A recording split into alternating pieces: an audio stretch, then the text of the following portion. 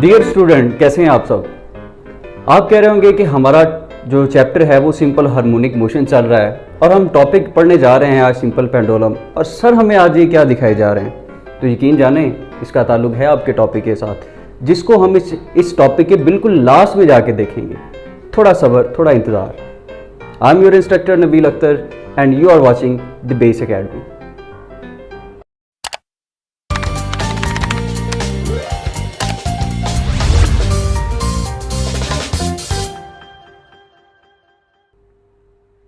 जी, तो chapter number 7 start था हमारा, और हमने इसमें पीछे सिंपल हार्मोनिक मोशन एक मास स्प्रिंग सिस्टम के लिए तो डिस्कस कर लिया था। आज हम उसी को अप्लाई करवाएंगे सिंपल पेंडुलम के ऊपर और देखेंगे क्या सिंपल पेंडुलम भी SHM मोशन को परफॉर्म करता है कि नहीं। लेकिन उससे पहले कुछ मेथड्स हैं, कुछ स्टेप्स हैं जिनको फॉलो करके हम किसी भी मोशन को चेक कर सकते हैं कि आया कि वो एक सिंपल हार्मोनिक मोशन है या नहीं है। तो चलते हैं उन स्टेप्स की तरफ और उनको देखते हैं कि वो कौन से स्टेप्स हैं जो ये डिफ़ाइन करते हैं कि कोई भी मोशन SHM है या नहीं है। तो इसमें हमारे पास सबसे पहले हम क्या करेंगे, इस स्टेप में पहला स्टेप ये है कि हम एक फ्री बॉडी डायग्राम बनाएंगे, जिसको हम चेक करने जा रहे हैं कि ये SHM परफॉर्म करता है या करती है बॉडी। तो क्या वो उसकी सबसे पहले हम बनाएंगे डायग्राम। उसके बाद हम क्या करेंगे कि उसी डायग्राम को हम क्या करेंगे, डिनोट करेंगे, यानी उसमें जितने भी उसके कंपोनेंट्स हैं, फोर्स के कंपोनेंट्स हैं, उसमें जितनी भी डिटेल होगी हम उसको क्या करेंगे, डिनोट करेंगे। उसके बाद हम क्या करेंगे, अप्लाई करवाएंगे the equation F is equal to m में this force the second law की जो इक्वेशन है एक्सेलरेशन के लिए हमें ये अप्लाई करवाना ज़रूरी है। उसके बाद हम क्या करेंगे, एक रिलेशन बनाएंगे एक्सेलरेशन के साथ, उस बॉडी का डिस्प्लेसमेंट के साथ, उस बॉडी और डिस्प्लेसमेंट का जो एक्सेलरेशन के साथ रिलेशन बनेगा उसको हम डेवलप करेंगे। उसके बाद क्या होगा कि हम वही जो एक्सेलरेशन का रिलेशन आएगा उसको कंपेयर करेंगे लास्ट पे a is equal to minus omega के x के साथ। तो यहाँ पे इन सारे स्टेप्स को हम क्या करेंगे, वन बाय वन करके एक सिंपल पेंडुलम के ऊपर हम अप्लाई करवाएंगे। तो यहाँ पे हम सबसे पहला जो स्टेप था कि हम एक फ्री बॉडी डायग्राम बनाएंगे। तो आप यहाँ पे देख रहे हैं हमारे पास एक फ्री बॉडी डायग्राम है जिसके अंदर एक साइड पे फिक्स सपोर्ट है, और इस फिक्स सपोर्ट के साथ मैंने क्या किया है, एक हैवी मैस को अटैच किया है विद स्ट्रेचेबल और लाइट स्ट्रिंग के साथ। ये बहुत ही हल्की है और ये जो आपके पास है ये पॉइंट मैस होना चाहिए एक आइडियल पेंडुलम के लिए। लेकिन ये सारी जो कंडीशंस हैं, ये सारे जो चीज़ें हैं आप रियल में अचीव नहीं कर सकते, लेकिन हम करीब तरह एक ऐसा सिस्टम बना लेते हैं जो कि बिहेव करता है आइडियल पेंडुलम की तरह।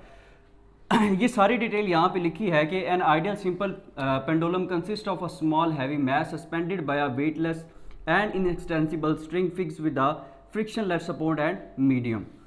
अब यहाँ पे आप देख रहे हैं कि मेरे पास एक ये स्ट्रिंग है जिसकी लेंथ क्या है, L है, ठीक है। ये इसकी मेन पोजीशन है जिसको मैं यहाँ पे O से रिप्रेजेंट करूँगा, और मैंने इस मैस हैवी मैस को यहाँ से डिस्प्लेस करवाया और मैं ले गया हूँ इसको पोजीशन B पे। और जब मैं इसको पोजीशन B की तरफ लेके गया हूँ तो पोजीशन A से B की तरफ जाते हुए इसने यहाँ पे इस पॉइंट को आप P का नाम दे दें, इस पॉइंट के ऊपर, इस फिक्स पॉइंट के ऊपर क्या किया है, इसने एक एंगल सब्स्टिट्यूट किया है विच इज़ थीटा। अब यहाँ पे जब ये गया है तो इसका जो वेट है, इस मैस का जो वेट है वो वर्टिकली डाउनवर्ड होगा, जो कि हमारे पास आएगा W is equal to mg। और यही यहाँ पे ये फोर्स है जो फोर्स काम करेगी एज इसको रीस्टोरिंग के तौर पे या टेंशन के रिएक्शन के तौर पे। तो यहाँ पे हमने क्या किया, इस फोर्स को हमने इसके दो कंपोनेंट में रिजॉल्व कर दिया। एक इसका हॉरिजॉन्टल कंपोनेंट है which is along the tension, या हम इसको ऐसे कह सकते हैं which is parallel to the tension of the string. उसके बाद हमारे पास दूसरा इसका वर्टिकल कंपोनेंट है which is totally perpendicular to the tension, और यही वो कंपोनेंट है जो रिस्पॉन्सिबल होगा इसको दोबारा से मेन पोजीशन की तरफ लेके जाने के। तो यहाँ पे आपने देखा कि हमने दो स्टेप्स को अभी तक जो है वो फॉलो कर लिया है। एक था कि हमने इसकी डायग्राम बनानी थी और दूसरा इसको हमने डिनोट करना है। अब अगला तीसरा जो स्टेप है वो क्या करना है, हमने अप्लाई करवानी है the equation F is equal to ma। लेकिन ये इक्वेशन हम फोर्स की तभी अप्लाई करवा सकते हैं जब हमें पता हो कि विच component is responsible for the restoring force, या हम ऐसा कह सकते हैं कि कौन सा कंपोनेंट ऐसा है जो यहाँ पे रिस्टोरिंग फोर्स का काम कर रहा है। क्योंकि यहाँ पे तो देखिए हमारे पास दो कंपोनेंट है, तो आपको नज़र आ रहा है, और मैंने शुरू में कह भी दिया है कि यही वो कंपोनेंट है जो यहाँ पे रिस्टोरिंग फोर्स की तरह काम करेगा, क्योंकि जो आपका हॉरिजॉन्टल कंपोनेंट है ये डाउनवर्ड है और इसके अपोजिट एक फोर्स है टेंशन की। ये दोनों फोर्सेस आपस में इक्वल हैं और ये दोनों क्या कर देंगे, एक दूसरे को कैंसिल कर देंगी। अगर ये पेंडुलम यहाँ पे है और यहाँ से दोबारा मीन पोजीशन पे आ जाता है तो यही आपकी जो टेंशन की फोर्स है ये टोटली बराबर हो जाएगी किसके, वेट के बराबर हो जाएगी एट मीन पोजीशन। ओ जो है ये इसकी मीन पोजीशन है और मीन पोजीशन पे ये टोटली जो है वो वेट के बराबर चली जाएगी। उसके बाद यहाँ पे मैंने पहले लिख दिया है कि दो कंपोनेंट बनेंगे, एक हॉरिजॉन्टल कंपोनेंट है, एक वर्टिकल है। हॉरिजॉन्टल कंपोनेंट आपके पास mg cos थीटा, दूसरा हमारे पास mg sin थीटा है। ये देखें ज़रा, अगर तो मीन पोजीशन पे है तो टेंशन और वेट आपस में क्या होंगे, इक्वल होंगे, लेकिन वो डिस्प्लेस करके किसी पोजीशन पे चला गया है तो क्या होगा, आपके पास जो टेंशन की फोर्स है ये इक्वल आएगी mg cos ऑफ थीटा के। अब उसके बाद हमारे पास बचा कौन सा कंपोनेंट, mg sin थीटा, और मैंने कहा यही वो कंपोनेंट है which is responsible for the restoring force. अब यहाँ पे आपने कुछ चीज़ों का बड़ा ही ख़ास ख्याल रखना है जो आके MCQs में आ सकते हैं। उसमें सबसे पहली चीज़ ये है कि जो आप लेंथ ऑफ दिस पेंडुलम लेंगे ये आप फिक्स पॉइंट से लेके आप इस जो मैस है इसके बिल्कुल सेंटर पे लेंगे।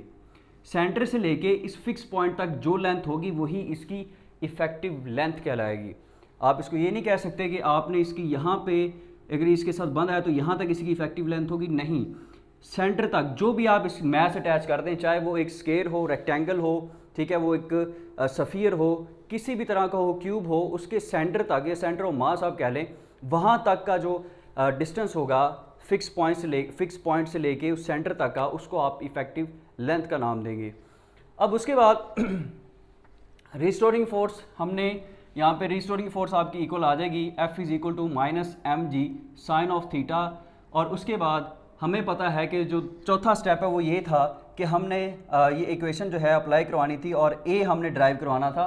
तो this is that equation F is equal to ma। Equation number 1 and 2 इसकी लेफ्ट साइड पे आप देखेंगे तो आपको क्या ना फोर्स नज़र आ रही है, और ये माइनस का साइन जो है मैं पिछली काफ़ी वीडियोस के अंदर बता चुका हूँ कि माइनस हम क्यों यहाँ पे लगा रहे हैं। तो अगर आपको इस माइनस का नहीं पता तो आप पिछली वीडियोस को लाजमी देखें। तो कंपेयर करवाएंगे हम दोनों इक्वेशन को, तो m में इज इक्वल टू आ जाएगा minus mg sine of theta, और यहाँ पे क्या होगा कि मैथ से मैथ कैंसिल हो जाएगा और हमारे पास इक्वेशन रिड्यूस होकर रह जाएगी a is equal to minus g sine of theta. अब यहाँ पे एक टेक्निकल पॉइंट आ गया कि हमारा जो साइन थीटा है यहाँ पे हम इसको रिप्लेस करवा देंगे थीटा के साथ। क्यों कर देते हैं, हम ये कहते हैं कि ये एंगल बहुत ही छोटा है, ये एंगल छोटा होने की वजह से हम बजाय साइन थीटा के हम थीटा ही लेते हैं। लेकिन भाई ये क्या बात हुई, हम थीटा और साइन थीटा को कैसे थीटा से रिप्लेस करवा सकते हैं, तो उसको समझते हैं। सबसे पहले आपने ये चीज़ ज़हन में रखनी है कि ये जो एंगल है या ये सिंपल हार्मोनिक मोशन कोई बड़े एंगल पे परफॉर्म नहीं कर सकता। ये एक रेंज है जहाँ तक इस पेंडुलम का जो मोशन है वो सिंपल हार्मोनिक मोशन रहेगा, और वो रेंज है 10 डिग्री से लेके अच्छी आइडियली आप करीब तर अगर SHM लेके जाना चाहते हैं तो 15 तक है, लेकिन आप 20 तक भी ले जा सकते हैं, 20 डिग्री तक, लेकिन बेहतर है कि आप इसको 15 या 10 तक ही रखें। अगर ये वाला एंगल 10 या 15 से ज़्यादा हो जाता है, 15 से अगर ज़्यादा हो जाता है तो ये सिंपल SHM परफॉर्म नहीं करेगा, बल्कि फिर ये खाली एक ओसिलेटरी मोशन बन के रह जाएगा। तो इसलिए सबसे पहली चीज़ जो आपने ज़हन में रखनी है कि यहाँ पे जो हम एंगल कंसीडर करते हैं, बेहतर है कि हम 10 तक या 10 से नीचे तक यहाँ पे एंगल लें। उसकी वजह से क्या होगा कि हमारा ये जो पेंडुलम है ये SHM मोशन परफॉर्म करेगा। और वैसे भी SHM अगर मैं सर्कल बनाऊँ एक, यहाँ पे मैं क्या करूँ, अगर एक सर्कल बनाता हूँ तो इस सर्कल में यहाँ पे और इस जगह पे अगर एक 2 पॉइंट लगा दूँ तो क्या होगा, इसमें जो आपको ये वाली कर्व नज़र आ रही है, ये जो आर्क नज़र आ रही है, वो आप सर्कल की फॉर्म में टेढ़ी नज़र आ रही है, ठीक है। और हमने जितने भी पीछे SHM मोशन पर देखे हैं वो सारे के सारे एक लाइन के अंदर थे। तो आप इस तरह से भी इसको ज़हन में रख सकते हैं कि हमने एंगल को हमेशा छोटा ही रखना है ताकि उसके ऊपर रिस्टोरिंग फोर्स लगे और वो SHM परफॉर्म कर सके। अब अगर हमने ये कह दिया कि इसको हमने 10 या ज़्यादा से ज़्यादा 15 डिग्री तक लेके जाना है इस वाले एंगल को, देन यहाँ पे देखिए ज़रा, और ये सारी की सारी जो मेजरमेंट ले रहे हैं, लेंथ को हम मीटर में मेजर करते हैं, एक्सेलरेशन हमारे पास मीटर पर सेकंड आता है, फोर्स हम न्यूटन में लेते हैं, यानी SI यूनिट्स इस्तेमाल करते हैं।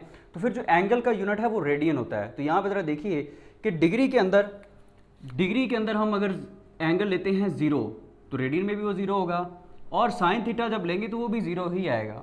अब आगे ज़रा देखिए, जब हम एंगल 5 पुट करते हैं या हम कहें कि 5 डिग्री एंगल हमने लिया, रेडियन के अंदर वो बराबर होता है 0.087, और साइन थीटा यानी साइन 5 डिग्री, साइन के अंदर 5 डिग्री हम जब पुट करते हैं और आंसर निकालते हैं तो आता है हमारे पास 0.086, यानी 0.001% का एरर आता है, विच इज़ निग्लेजिबल। अब आप आगे देखें ज़रा, 10 डिग्री पे जाके आप देख रहे हैं तो 10 डिग्री पे 10 डिग्री को अगर रेडियन में कन्वर्ट करें तो वो आता है 0.174, और अगर इसी 10 को साइन में पुट करें तो उसका आंसर भी क्या आता है 0.174। नेक्स्ट देखें ज़रा 15 डिग्री पे, 15 डिग्री पे आप देख रहे हैं कि आपके पास ये रेडियन में कन्वर्ट करें तो आ रहा है 0.349, लेकिन अगर इसी 15 को साइन में पुट करेंगे तो उसका आंसर आ रहा है 0.347।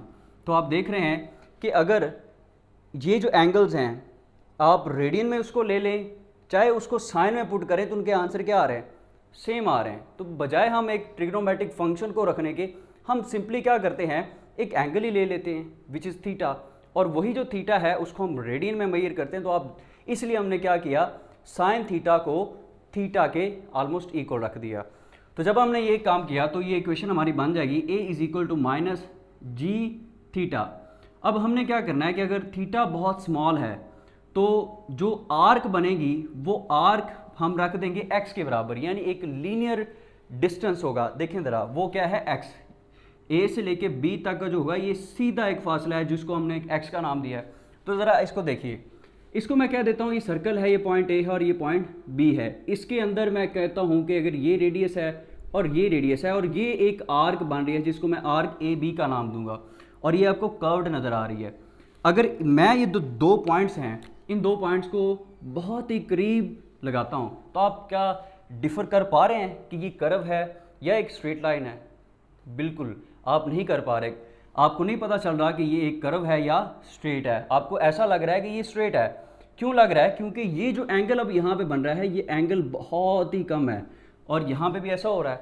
हम ये वाले एंगल ले रहे हैं और ये आप अपनी ज्योमेट्री की डी से चेक कर सकते हैं कितने छोटे एंगल होंगे, और इसी वजह से आप ये जो कर्व है ए बी इसको क्या कर सकते हैं, रिप्लेस करवा सकते हैं एक्स के साथ। और यहाँ पे मैंने यही किया है कि जो थीटा है ये आर्क ए बी के इक्वल है which is equal to X. और अकॉर्डिंग टू दिस रिलेशन जो कि हम पीछे पढ़ के आए हैं चैप्टर नंबर 5 के अंदर कि s is equal to r theta, यहाँ से थीटा निकालेंगे तो ये आर्क हमारे पास है, आर्क लेंथ है और ये रेडियस है। आर्क ए बी है हमारे पास और ये रेडियस, आर्क जो हमने अभी कहा कि ये एक्स के बराबर है, और यहाँ पे रेडियस, रेडियस कहाँ से आ गया उधर गौर करें। अगर मेरे पास ये पेंडुलम अगर इसको मैं बढ़ा दूँ तो ये एक सर्कल बन रहा है, और सर्कल का ये सेंटर है, और सेंटर से लेके सर्कमफेरेंस तक ये इसकी लेंथ बन रही है, मतलब ये इसका रेडियस बन रहा है। और इसी को हम कहेंगे कि ये इसका रेडियस है, जिसको हम रेडियस से रिप्लेस करवाएंगे तो याद आएगा एक्स ओवर एल। इसी वैल्यू को हम क्या करेंगे, ऊपर वाली इक्वेशन में प्लेस करेंगे तो ये हमारे पास बन जाएगा कुछ इस तरह से। यहाँ पे जी कांस्टेंट है और लेंथ जो पेंडुलम की वो भी एक कांस्टेंट होगी एक पेंडुलम के लिए। तो इन दोनों को मैं इकट्ठा कर रहा हूँ और एक्स को मैंने साइड पे कर दिया। अब जो जी है वो ग्रेविटेशनल एक्सेलरेशन है, ठीक है, वो प्लैनेट के लिहाज से होता है 9.8 है हमारी अर्थ के लिए, चांद के लिए 6 टाइम जो कम 6 टाइम्स ऑफ अर्थ होगा। और इसी तरह जो लेंथ है ये भी हमारे पास एक कांस्टेंट है, तो इन दोनों की जगह पे मैं क्या लिख दूंगा, कांस्टेंट, और which is proportional to a is proportional to क्या आ जाएगा, माइनस एक्स के। और पिछले लेक्चर के अंदर मैंने बताया था कि यही वो इक्वेशन होती है, अगर कोई भी बॉडी, किसी भी बॉडी का मोशन अगर इस इक्वेशन को ओबे कर रहा है, इसको फॉलो कर रहा है, तो हम कहते हैं कि वो एक एसएचएम परफॉर्म कर रहा है। तो यहाँ पे भी हम देख सकते हैं कि हमारा जो आखिरी स्टेप था, सेकंड लास्ट स्टेप जो था वो यही था कि obtain the relation for the ए, ठीक है। एक हमने वो रिलेशन डिराइव कर लिया कि अगर हम क्या करते हैं, इसको ज़्यादा डिस्प्लेस करवाते हैं तो उसकी वजह से क्या होगा, एक्सेलरेशन में इजाफा होगा। लेकिन नेगेटिव साइन ये शो कर रहा है कि ये जो एक्सेलरेशन है वो इस मैस को मीन पोजीशन की तरफ लाने की कोशिश करेगा, या उसकी direction always toward the mean position रहेगी। अब इसको जब आपने बढ़ाना है तो यहाँ पे लिमिट लग जाती है। वो लिमिट क्या है, एंगल की। आपने कोशिश करनी है कि आपने 10-15 से ज़्यादा इसको नहीं लेके जाना। अब जैसे ही 10-15 से मैंने पहले बताया कि आप डिग्री से इसको ज़्यादा डिस्प्लेस करवाएंगे, देन ये सिंपल हार्मोनिक मोशन नहीं रहेगा, फिर ये एक ओसिलेटरी मोशन की तरह ही परफॉर्म करेगा। अब इससे आगे यहाँ से हम क्या करेंगे, जो अगला स्टेप है कि हम एक एक्सेलरेशन की इक्वेशन को टाइम पीरियड और फ्रीक्वेंसी निकालने के लिए इसको कंपेयर करवाएंगे। तो उसको हम चेक करते हैं और ये देखते हैं कि हमारा टाइम पीरियड और फ्रीक्वेंसी किन किन फैक्टर्स के ऊपर डिपेंड करता है।